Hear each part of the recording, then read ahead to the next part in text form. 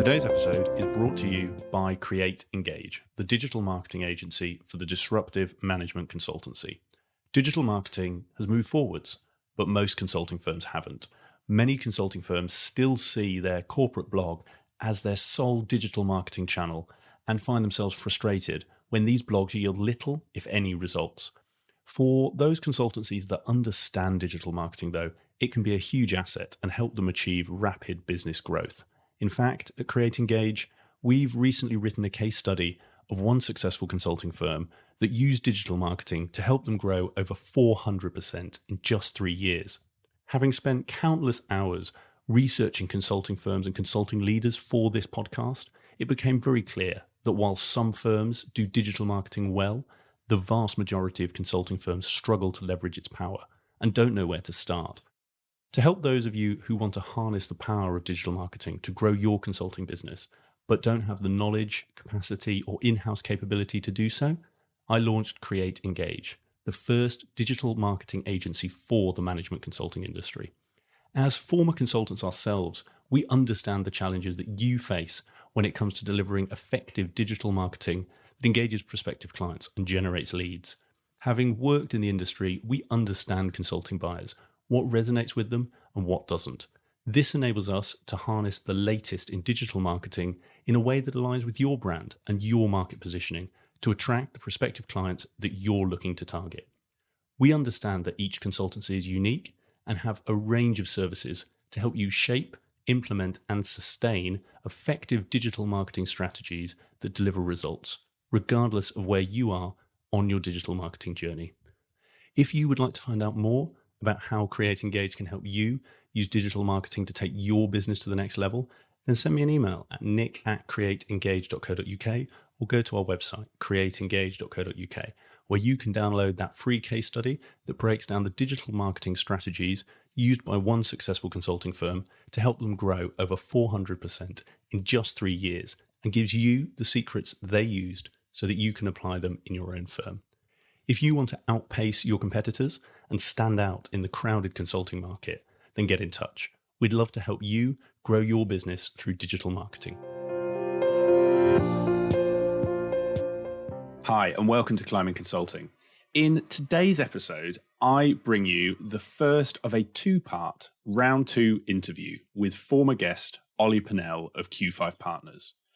Originally recorded as one conversation, when I was listening back to this, it was clear that there was just so much great content that it deserved to stand on its own 2 feet in 2 parts.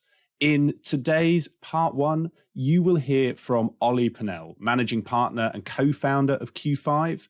In part 2, which I will be releasing in 2 weeks' time, you will be hearing from Rowenna, Reid and Annabel Tonge, all about Q5's fantastic pop-up consulting initiatives. One of the very few positive things to come out of the last 18 months, and something that I am sure you will want to learn from and emulate for your consultancy. But back to today's episode. Olly originally joined me all the way back on episode 12 with his co-founder Sharon Rice-Oxley. We discussed a whole host of things, from the origins of Q5 to their tough first year in business and how they overcame it, as well as diving into the unique approach that Q5 took to developing their culture and how they've been able to maintain that as they grow. In today's conversation, we look back over the last 3 years and look forward for what Q5 has in store for the coming years. We explore how all of these elements have developed and the new and innovative things that Q5 are doing as they expand. Just to give you a bit of a hint, we look at Q5's growth over those last 3 years, and particularly why they've chosen to follow a regional expansion strategy, and Olly's tips for making that a success. We look at recruitment and retention in consulting, why people seem to be leaving the industry earlier, and what this means for consulting leaders like you. And we get a small introduction to the next episode as Olly explains the story behind pop-up consulting, why they launched it, why he's so passionate about it, and why Q5 will be continuing to do it after COVID. It was a pleasure speaking to Olly again for the podcast. And I know you are really going to enjoy learning from his insights and his experiences, having successfully grown Q5 and navigated the firm through this pandemic. Whether you're considering expanding your own consultancy and you want to learn from someone who's been there before, or you are seeing turnover increase in your firm and want to know what you can do to stop it, this conversation with Olly will give you the answers you need. So, with the intro done and dusted, everything said, all that is left is for me to say, please enjoy today's conversation with Olly Purnell. Olly, welcome back to the show. Thank you very much for having me, Nick. Good to be here again. A lot has changed in 3 years, but it's flown by very fast. I know we've kept in touch throughout, but yeah, it's crazy to think. I guess the global pandemic's probably done a bit of that, hasn't it? Yes, I think so. I think when we first spoke 3 years ago, we were 18 months or so into what the UK might be post-Brexit. So a lot of the conversation was around what the post-Brexit world might be. And in those 3 years, I don't think anyone could have predicted this, global pandemic that has had societal, fiscal, and social implications, obviously, on businesses everywhere. But I think it's probably made all of us better business people. It's something that happens it's an event that happens once every 100 years or so. So it's meant, I think, those businesses that have thought creatively and artfully about how to change have done magnificent things. I think it's a really good point and actually tease us up. Obviously, today I get the pleasure of not just your company, but two of your colleagues, Annabel and Rowenna, who I'll be talking about one of the ways that you were able to take your business in a creative direction and give back to clients and help both your team and clients through your pop-up consulting, which we'll come on to. And I'm keen to get your take further on. But maybe to start us off, Olly, just there, when we last caught up, it was Brexit, and we talked a lot about where your business was and sort of your plans for the future. 3 years later, we're now in a bit of that future. What's been going on for Q5? For those who don't know, where are you as a business? What are some of those key headlines and changes over the last few years? So, well, we're still very much an organisation and change firm. So we're all about organisational health, which is what we set up to do back in 2009. So we haven't deviated. That's very much at the epicenter of what we do. And we like to believe that the influence of our brand, where we have trust and authority, is in organisational health and making sure that organisations are set up to be effective, efficient, and to do amazing work for their people. We still do that. What's changed a little bit over the course of the last 2 to 3 years is that in order to grow our business and to give people that sense of adventure and to not only become better consultants, but to become better business people too, is we've opened a few other offices since we last caught up, Nick. And we opened our Leeds office at the end of 2018, and we opened an office in Cardiff in January this year. So it's been fun to do that. And I think in a world in which travel is very hard, none of us have been able to go on international journeys over the course of the last 14 months or so. Having these new things to grow and build and attract people to has been fun in Cardiff and Leeds. I think that's a really good place to start, Olly, because it's something I was keen to pick up with you on this interview. And I think particularly for other consultants listening, because when we last spoke, obviously you had sort of global offices, and something I see a lot of consulting firms do is grow their global footprint, if you like. I see a lot less go for a regional approach and actually move into places like Leeds, Cardiff. Am I right? You've opened a regional office in Australia as well. So you've got two over there as well. Yes, that's right. Yeah, we have an office in Melbourne, which we opened at the beginning of last year. So we have an office in Sydney and an office in Melbourne. And I think one of the reasons why we're very keen to do it is to give people who've been in our firm for 4 or 5 years that sense of starting something from scratch, that opportunity to build a business in a slightly de-risked way, in the sense that we're able to fund it from the Q5 Centre. But it gives people that opportunity to understand, how do you take a new brand to market? How do you build a team? How do you attract people into your business and retain them? And it also, I think, gives them the opportunity when they meet clients to almost see them as their peers. They too are running a little business, and some of the challenges that business leaders have, they'll be experiencing themselves too. So I mean, our plan for the next 3 to 4 years is to double the number of offices that we've currently got. We see it as a massively important part of our business strategy. We call it extending our reach.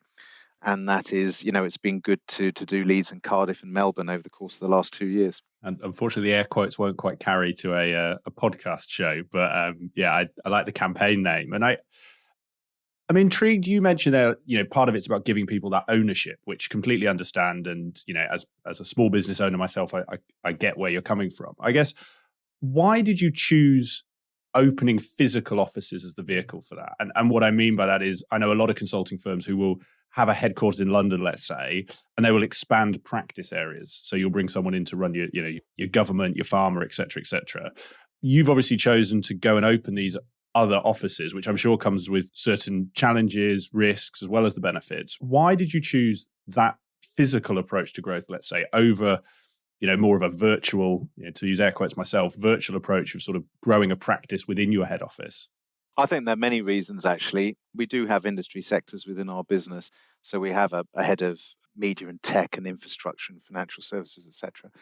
But for us, opening up in Leeds, opening up in Cardiff, in the new world, and we've seen this very much over the last 14 months or so, you've got hybrid working. You've got people who will be working a lot more from home in the future. There'll be a lot more choice in the future, but you also need a destination to go to. So people of all age groups, I think we are socially gregarious people, and people enjoy bouncing ideas around, coming up with solutions together, and having a physical presence and a physical office.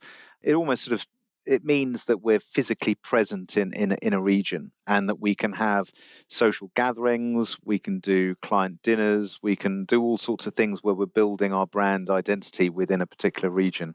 So for us, it was just a no-brainer to do it. And the offices are great as well. It gives the people who are based in that office the opportunity to create a vibe, to create a space that they feel is fun and vibrant, and all the things that our company stands for. So having a physical office space is important to us. I have to say, there's a lot of stuff I've read in recent weeks about the office being dead. The future of the office is coming to the end of its lifespan, and I really don't agree with that at all. That doesn't mean I believe in presenteeism in the office and we have to be in the office 5 days a week, but I think the 2020s, people will want to mix it up. People want to be able to work from home, work at a client site, work in a physical office. And coming to an office has got to be a great place to work. It's got to be comfortable. It's got to have great facilities. It's got to be easy to get to, and it's got to be, luxurious in its feel. So I'm completely with you on the return of the office, and it is interesting. I was reading something on Sunday in the paper that a lot of the big companies, particularly the tech companies, who I think were the first to go fully remote and make a lot of it, interestingly seem to be some of the first coming back. And I think we will move back to that world much quicker. But I completely agree with you that actually, no, not many people are born to work from home 5 days a week. Even if you've got a lovely house, eventually you would get sick of it. And that's just those who do have are fortunate enough to have that sort of house with a study. I know a lot of people, particularly if you're the first sort of few grades in consulting and you're flat sharing, you don't want to spend 5 days a week working on your kitchen table, or in some cases ironing board because your friend's already on the kitchen table, do you? No, I totally agree with that. Funnily enough, some of the conversations I've had in recent weeks with people that are sort of scoffing at us. We've, as you know, Nick, we've moved into a new building recently. So we've got a new HQ in London, which used to be the Conservative Central Office. So it's a grand building in Smith Square. And I've had a few sort of chortles from quite senior, experienced business leaders that I know that are saying, "My goodness me, you've invested all this money in a newly refurbed building in the middle of Westminster. Everyone else we know is sort of losing space." But I've said in both those instances that one of them was a chap in his mid-60s with grandchildren that rocks up every Thursday for him to look after, and the other one's in his 70s. And I think it suits them at their time of life to be working remotely, and they probably don't want to come into London every day. But people in their 20s, 30s, 40s, people enjoy coming in. Maybe not every day, but people want a space to visit each other and to spend time with one another. And I think hybrid working is going to demand more space. I think companies are going to need more space because you need touchdown areas and areas where sort of little pods where you can do calls. and places where you can sit and do, for example, the conversation you and I are having right now can't be done in an open plan office. I'm sitting in a little pod in our new office, and you need a lot of these little pods. It requires more space, not less. So it's going to be really, really interesting. I think people who've invested in space and office over the last few months, when the market's been on its knees, will be the ones that will discover, that was a sensible investment in the years ahead. Well, as someone who's just about to take a lease on a new office, Ollie, I completely agree with you. It's turkeys and Christmases springs to mind here. But I guess to bring it back to help our listeners and really for anyone sort of who's interested in what you're saying around why you've gone regional. You mentioned around it gives people the opportunity to, I think you said, sort of give the office their own vibe and in effect give it sort of a local culture. How do you do that in a way that doesn't become counterproductive? Again, if I think of if you were bringing in practices in London, they're going to see you, they're going to see the senior team, they're going to be ingrained in the Q5 culture and just through osmosis. Naturally, if someone is 2 hours, 3 hours up the M1 or down the M4, it's going to create its own culture. But how do you make sure that that is additive to Q5 and doesn't become a kind of us and them? As someone who studied in York and then moved to London, it's the sort of Northerners and the Southerners or the English and the Welsh. How do you keep that culture as one team and not different, almost factions? It's good. It's a really good question. And I think in the instances of the offices that we've opened in the last 2 years, the Cardiff, Leeds and the Melbourne offices, in each of those instances, we have headed up those offices with people who've been in the firm for a number of years. So they know about what we stand for and how we work and the things that matter to us. We have then hired people to work alongside them in the area, from the area. So I think you've got a mix of both. I mean, in the instance of our Leeds office, the guy that heads it up is born and bred Yorkshireman who moved down to London after he graduated from Oxford and had been working in London for about 10 years or so. So for his stage in his life, returning up to Yorkshire, heading up our Leeds team, was great for him and his wife and his small family, but it also gave him the opportunity to extend our brand, to hire some people local to that.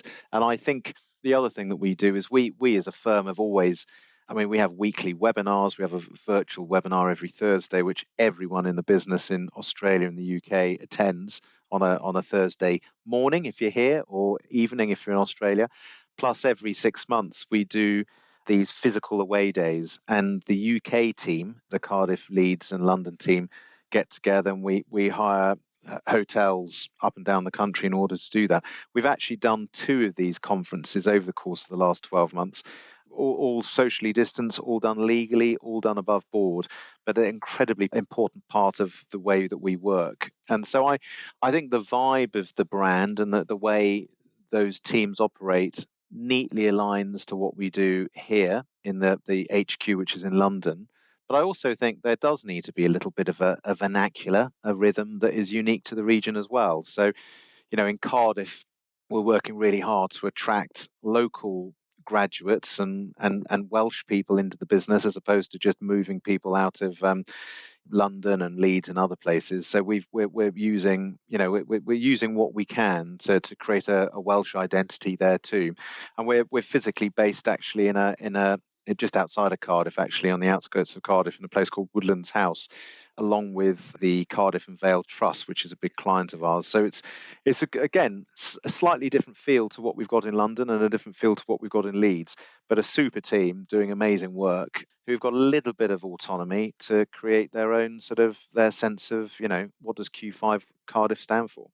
In terms of the genesis of these offices, what came first? Was it the desire to open a regional office and then the selection of the region and then the person to lead it? Did it go the other way around? I'm just interested in how that happened, because you mentioned sort of they're Q5ers already. So are these sort of people who are being sent, they've suggested they want to build an office and you're giving them the sort of reins to do it? Is there a sort of a master plan and you're putting people in those slots? How did you decide, both the locations and the people to lead them? It's magic, Nick. Is it magic? No, it's all magic. No, it's not complete serendipity, nor is it complete, exact science. It's a combination of, I suppose, art and science, really. You've got good people. We've got lots and lots of good people in the firm, and people have always known. I've mentioned this earlier on in this conversation. These 3 things: influence, reach, and contribution. the three most important things in any business: building your influence and extending your reach and making sure you're a good commercial, profit-making business.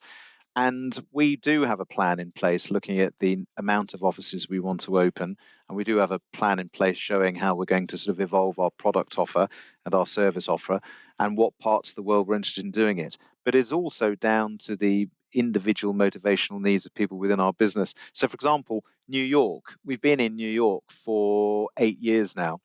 And one of the reasons we were always keen to have a presence in New York, we had done a lot of work in the early years of Q5, and I actually spent a year of my life in New York back in the 1990s doing a project out there. And it's always been a city where I thought we could do great work with some interesting clients. But one of the reasons why we opened it when we did in 2013 was down to the fact that one of my colleagues, his girlfriend, moved over to New York, and he became lovelorn and lost without her. And so he decided to pack his bags and go over to New York. So we said, right, let's do it now then. We'll back you for a year. We'll have a couple of other people involved in it. Let's go for it now. It just made sense for someone who had that sense of adventure and had a reason to be there. We were able to make it align around our firm's plans. Similarly, if you look at Australia, the leading guy over there, our partner in charge of that, really wanted that sense of being able to set up a business from scratch. He'd been in the London office for a few years. I think he was possibly a bit envious of what we were doing in New York and the chap that had gone to New York to launch that business. And he knew of our plans to open up new offices, and he said, I'd like to open up an office in Sydney. And we thought, okay, let's give it a go. I didn't think that he would have anything like the success that he has had. And in fact, I'm not going to mention his name here because he will just dine out on it if I do. But he's done a very, very good job. And we've got a fantastic business in Australia that really has come up through, an amazing team with a very driven person who's been out there for 6 years and has been able to build an Australian Q5 business, and it's been terrific. Amazing. And I won't ask you to name him. I'm sure it comes up in the rough justice sessions. I don't know if you still have those as a partnership now. We absolutely do. So I don't know if that's before or after this podcast, but I'm sure we'll help for that. And I guess two other angles to those offices, and particularly here, I guess I'm thinking the regional offices, and this isn't just because we're UK based, but I'm sure the same applies in all countries, is actually, I'll let you take these in the order that it works. But from a recruitment and a client perspective, I'd be really interested because, one of the things that strikes me when you mentioned around Cardiff and looking to hire locally is with COVID and what we've seen and the changes, actually, are people all going to want to come to London? Likewise, we were touching on sort of, living arrangements, but actually salaries, London is an expensive place to live. And if you're on a junior salary, it's only harder. How have you seen these benefits from both recruitment and then the other side of that coin is client side? So what are you seeing on the recruitment side? And actually then from a client perspective, do they care? Is it net positive? Is it net neutral? What are you seeing? I think it's been really interesting over the course of the last year or so, last 14 months with COVID. I don't know about you, but we certainly, I'm forgetting about the business for a moment, just as individuals, my wife and I have made a point of walking that little bit extra to independent shops to buy our food, to buy our fish from the fishmonger, or to buy it sounds terribly middle class, our sourdough loaves from the baker that's maybe a mile away, as opposed to going to the local supermarket, which we didn't do in the past. And it meant that we felt that we were contributing to the local businesses. And I think that has certainly been the case over the course of the last year or so. We have noticed, certainly when we opened our office in Cardiff, 2 or 3, I'm not going to name them, but 2 or 3 important Welsh businesses contacted us when they saw that we'd opened up in Cardiff to say that they were very pleased to see that we were there. And a couple of them have asked for our support on something, which is really, really good. So I think there is a sense that clients would prefer to work with partners, suppliers, businesses that are more local to them and invest in the area and invest in, other partners and suppliers in that area.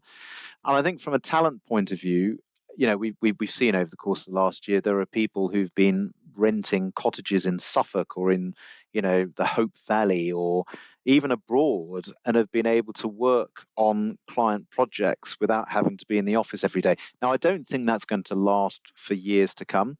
I think there will be a slightly different, change to the rhythm of work. I don't think we'll need to be at client sites or in our physical offices 5 days a week. But I still think that people will want to live up and down the country and will want to be able to work on, national projects, not necessarily having to commute to London or commute to Manchester, whatever. So it's going to be, I think it is a good thing having. I predict other firms will have regional offices if they haven't already. This brings us on to, I guess, Ollie, unless there's anything last on sort of the recruitment side or client side, but I think we've touched on that quite nicely. I guess this brings us on to something that I know you talked about when we were sort of catching up ahead of this call. You mentioned around one of the things you're seeing in the market, alongside that sort of COVID piece of people changing the way they work, is actually the tenure of consultants is becoming shorter. For the younger sort of generation, the 20s and 30s, you're seeing a lot of people come in, do a few years and leave. I think I think that is the case. I think the tenure is becoming shorter amongst people who join the consulting world as graduates. And I suspect, this is just based on instinct and what I see elsewhere and our own personal experiences, I suspect the mean age of a consultant is going up. Certainly back in the noughties, I don't think this is just an urban myth, but the big four firms, I think the mean age of a consultant was about 27 years old. But I think that's going up now. I think one of the things I've observed over the course of the last 5, 6, 7 years really is that people get to sort of 28. So graduates who go into consulting straight from university get to about 28 and they think, right, I've been doing this for 4, 5, 6 years. And there's a relentlessness to consulting. It is like an endurance sport. And I think some people love marathons and ultra marathons and triathlons and things, and other people don't. So I think, and I know a lot of your listeners to this podcast are people who are studying at university and are wondering whether consulting is a good thing for them to go into, and others are maybe in the early years of consulting and wondering whether it's actually something they want to stay in for a long, long time. But I do want to underline the point, and I think most senior partners in consulting firms would agree that consulting is a brilliant career and you can have a lot of fun in it. However, it is hard and there's a lot of ambiguity, and you work on a project for 6 months and then you're immediately, you could be doing a project in London and then you might be allocated a project in, Aberdeen for 8 months. And after 5 or 6 years of doing that, I think a lot of people begin to think, well, what do I do now? I don't want to necessarily be on this carousel forever. And I think that's something that certainly the big four firms are really struggling with at the moment, because we're getting a huge number of applications. We've had 4,000 applications this year already from people wanting to leave bigger consulting firms to go into, not necessarily to join Q5, but they're looking around to see what the smaller consulting firm may offer. But I suspect some of those people leaving big consulting firms, looking at small consulting firms, wouldn't enjoy it in small consulting firms either, because of the relentless pressure and the fact that you have to pick up sometimes very, very difficult, in inverted commas, exam questions that need to be delivered, at great pace. And it takes resilience, it takes inventiveness, and it takes, people with a curiosity and a sense of optimism. Why has that changed? So you mentioned how sort of senior partners would say it's a good career to be in and it's an endurance sport. I mean, what do you see is driving that change in perception in those younger people? Because, well, I think, do you know what? I wonder if it's a generational thing, Nick, to be honest with you. I mean, I'm 49. I'm a Generation X person. So when I started working back in the sort of early to mid 90s, and we've got a number of people I've got older people than me in our firm as well. But, we were working largely to baby boomer leaders who led in a very sort of command and control way, and you did what you were asked, and you did what you were told to do. And I think back in our day, I'm not suggesting that we were better at all. I think we were probably flimsier. We didn't say no to stuff.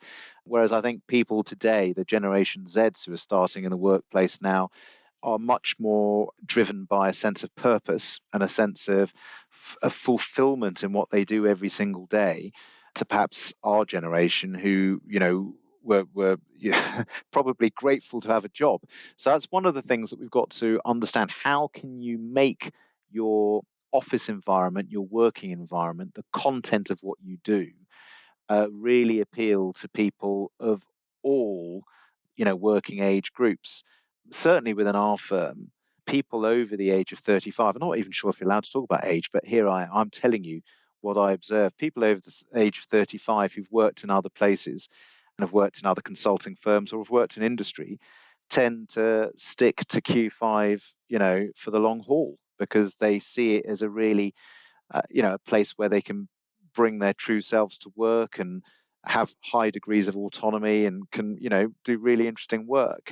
And we, like lots of other firms, have some amazingly talented people who are younger, in their 20s and early 30s, who choose after sort of 4 or 5 years to move on, and very few of them go to other consulting firms. Most of them want to leave consulting and go into other things. But Nick, you're a good case in point. So you didn't work at Q5. I know you worked at Beringa, but you probably left around the age that I'm talking about.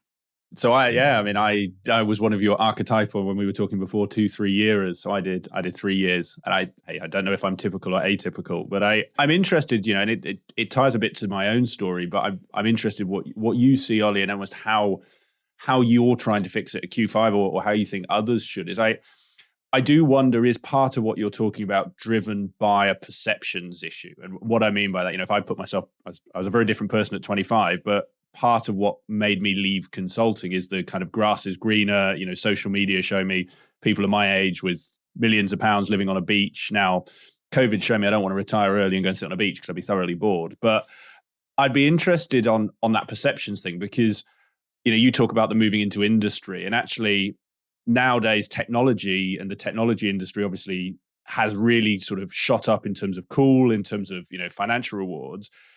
Actually, does consulting have a bit of an image problem, and is that something we need to address, or is that kind of? It's a good point. And your business now works in marketing, creating the identity for. This is a good advert for your business, Nick, actually. how you can make. And I didn't even have to pay you for it, Olly. Thank you. Didn't have to pay me for that nice little hook. Look, I think consulting has proved over the last 30 years to be a really fantastic place to start one's career. You learn so much. I think it's a brilliant, brilliant career for people who leave university not quite sure what they want to do, because they get to test themselves out in all sorts of different industry sectors. And if you're bright and quick-witted, I think there is no better place to start your career. I think in terms of the retention issue, I think it's really important for consulting firms to be able to be open to the idea of setting up new businesses. So, it's one of the reasons why we'll continue to open Q5 will continue to open other offices, because I do think when you get to 28, 29, you've got 5-6 years behind you, you might want the opportunity to go and start something from scratch. So I'd rather someone was backed by our firm to go and do so within the Q5 world than go off and try something and potentially fail. The other thing I think that we've done, and you're coming onto this in a minute with two of my colleagues, Rowenna and Annabel, is this thing that we've called pop-up consulting. And over the course of the last year or so, we've worked on over 70 of these assignments for small businesses and not-for-profits. And the trigger for starting that was COVID and lots of small businesses really struggling. But also, what we've discovered over the course of the last year or so is that a lot of our younger guns have reveled in coming off the normal day-to-day projects they've been working on to go and spend a couple of days working with, pizza pilgrims or the breast cancer now, or any number of Create these other. Engage. We were one of your pop-ups. Yeah, you came along as well. So it's been really, really good, and I think people have had a good, taster of. So this has been great for us, actually. Whether that is the silver bullet that means that people won't get itchy feet when they get to 28, 30 is another thing. But, it's important. It's something that all consulting leaders, and I guarantee all people will be thinking about it at the moment. How can we make this an utterly compelling, brilliant place to work? And it may be secondments into industry. It could be investing in MBAs for people who get to that stage. It could be all manner of things, but it's important. My advice to anyone who's listening to this podcast at the moment is thinking, that's me. That's the issue I've got. I've done 6 or 7 years. I would go and have, some proper wide-ranging discussions with the leaders of your organization to talk about what's in your head. What are the kind of things that would aid and abet you in your development? Because it's, sometimes it's quite hard to get inside other people's heads to see what's driving them and what their motivational needs are. I think it's some great advice, Olly. And actually, that point is really powerful. It's something I didn't do probably when I chose to leave consulting, but actually, you as a senior leader or anyone who's sort of looking after more junior consultants, you can't know what someone is thinking in that respect, and actually them coming to talk to you is rarely a bad thing. The worst you can say is, no, that's not quite what we want to do, and then they move on. I guess interesting looking forward to your point around, well, actually this is happening at those lower grades. There's an obvious question of what does that mean longer term? A firm, even if you're not a pyramid, it's predicated on a model where there are less partners and more people below them. Actually, is this something that is going to require some structural change to the industry if you've got more junior people leaving more early? Or is it, like you say, it's about balancing the outlets for that creativity alongside the consulting work to help them grow their career and grow the business? Well, again, very, very good questions, these, Nick. Anyone would have thought you've planned this. No, actually, these are really good questions.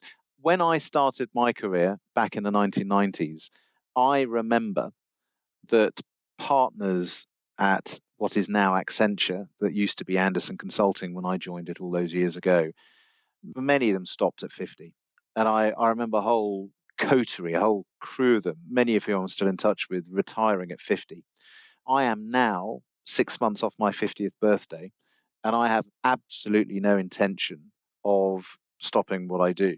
And I think what's changed over the course of the last 15, 20 years or so is there are many people coming into consulting now who are probably better consultants than the ones we had 25 years ago, who've actually done something in industry, who get to their mid-40s and think, do you know what? And we've got a number of them in our own firm here. I would like to actually go and consult now. So one of the things I've noticed over the last 3 to 4 years is we have no shortage of people who want to start their consulting careers in their late 40s and many of them in their 50s. And that is not something I remember. It may have happened. I may have been too young and too inexperienced to have noticed it back in the 1990s, but I don't recall that being the case. I recall it being very much a young person's gig back then. So I don't think there are obviously structural changes to that. I have said this many times before, but not on this podcast. I see, certainly in my own firm, of being one that's more like a barrister's chambers now, where you've got lots of prodigiously experienced people with some amazing war stories and some exceptional credentials. But it's not like a pyramid. You've got a lot of very, very experienced people who love work, love consulting assignments, and what I was saying earlier on about the 26 to 32-year-olds, that's not the case with people in their 40s and 50s. They're very, very keen to spend a long time working on these assignments. They see it as a colourful part of their career.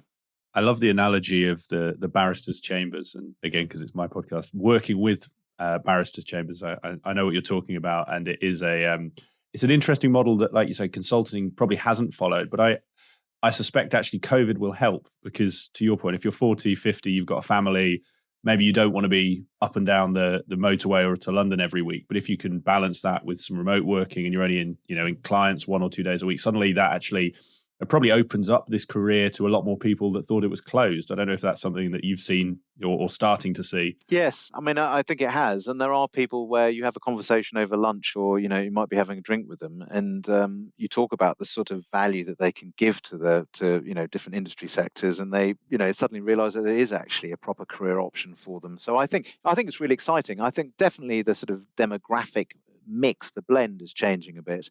But I see incredibly exciting times for consulting firms. And I just arithmetically looking at our numbers, we've never been busier. We've never had more clients, and I know it's not all down to numbers. There's much more to business than that. But our business is doing very well, and most other smaller consulting firms that I speak to are doing very, very well as well. So, it's not necessarily unique to Q5, but it's a very exciting time to be in consulting. You've got the fallout of Britain's exit, the UK's exit from the EU, which has profound ramifications for businesses, and that's going to take a number of years to sort of shake things out. You've got the coming out of this pandemic locked down world and what implications it has for businesses, hybrid working, just the way business is done going forward. Plus, there've been some structural changes to many organizations and industry sectors. So it's possibly, I've been in this game for 25, 26 years, possibly the most exciting time in my career to be in consulting right now. I think that's the quote of the show, and I know we don't do your marketing, but I'd stick that on your recruitment marketing right there, Olly. I think that's the soundbite. I want to, because I know we're sort of shortly going to be joined by Annabel and Rowenna, and going to dive into everything about pop-up, because like we said, it's obviously helped a lot of companies. It's helped us. We still use your OEM actively in all of our strategy days, so thank you very much for that.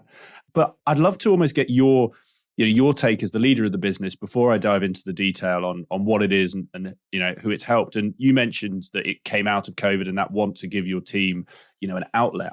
I'd love to understand that. Why did you launch it? And I'm jumping a step, but I know that you're going to keep it going as we come out of COVID. Why do you want to do that? So what is it that made you set it up, and why has it been such a success that you're actually going to keep doing it and make it a core part of the business, or actually spin it out of the business, as I understand?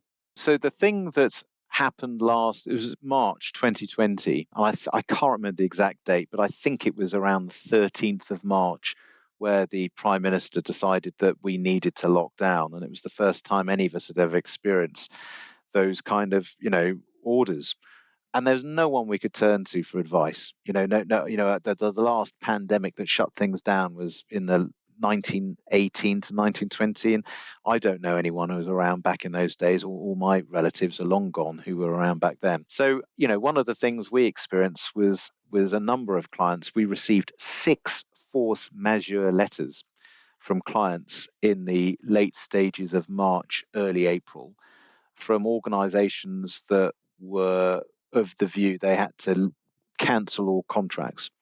And I don't know about you, but I, in my 26 years of consulting, don't tend to spend much time reading the force majeure conditions in a contract, those act of gods that will never happen. But they did last year, and I think lots of people would have been in the same boat. And so we ended up with about 34, 35 people on the bench, which for an organization of about 150 or so people, that's a significant bench. And we anticipated we were going to get, worse than that. And we were having conversations. I spoke to a number of business leaders and a number of consulting leaders to understand what they were, doing. And it ranged from some that said, well, we're going to, see how this thing pans out, but hold on to our human capital because we've invested in it and we believe in it, to others that said you need to cut deep, cut hard, and cut now. And we have hired a lot of people over the course of the last 6-7 months, of which probably about 60% of them were the unfortunate victims of firms that cut deep, cut hard, and cut early. Fortunately, we didn't do that. We did a couple of things. We were thinking, well, if we have 34 people stuck at home, I don't want to be lonely, bored, isolated, and working on thoroughly unsatisfying PowerPoint that's never going to be used. Is there something we can do with people who are stuck at home, who are between consulting assignments, that would be purposeful and keep them busy and motivated in, a period of time where we were, struggling with what it all meant. We were going through, each of us individually probably going through existential angst. So I spoke to a couple of businesses that I know. One called Pizza Pilgrims, the Italian restaurant pizza company. In fact, it's not Italian; it's British, but brilliant pizza all the same.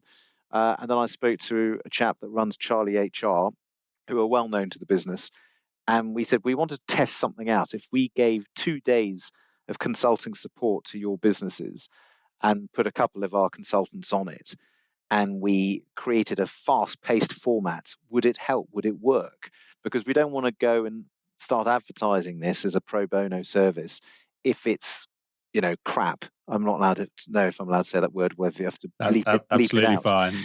Don't you worry, Olly. It's a grown-up show. Good. So we tested it out with those 2 businesses, and the CEOs of both came back and said that was brilliant. I mean, it's absolutely fantastic. I got a hell of a lot out of that. So we thought, okay, well, let's go and start advertising the fact that we're willing to do this. And so we set up Pop-Up Consulting, and it's a very much a big part of not our business, because obviously it's pro bono, but is a big part of Q5, is a very important part of Q5. And it's something that we're actually going to set it up as a CLG, so a company limited by guarantee, which is like a charity. And we believe in it. We've been doing them all over the world, actually. So the majority of them have been done in the UK, but we've done a number of them in Australia. We've done a few in Africa. We've done 1 or 2 in New York. And it's been brilliant. It's been an absolutely fantastic thing to be part of. And I'm incredibly proud of everyone that's thrown themselves into it, and very, very proud of Rowenna and Annabel, who have been involved in it very early on.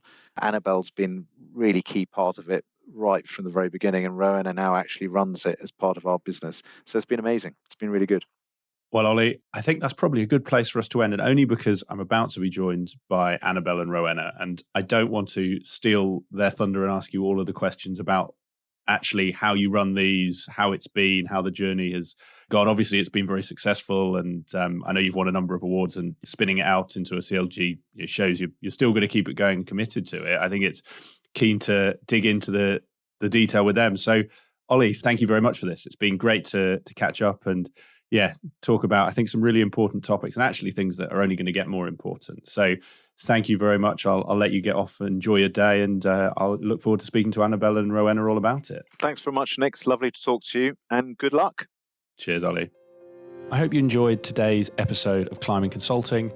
If you have any guest recommendations, comments, ideas, thoughts on how I can make this show better for you, just drop me an email. It's nick@createengage.co.uk, and I really look forward to hearing from you.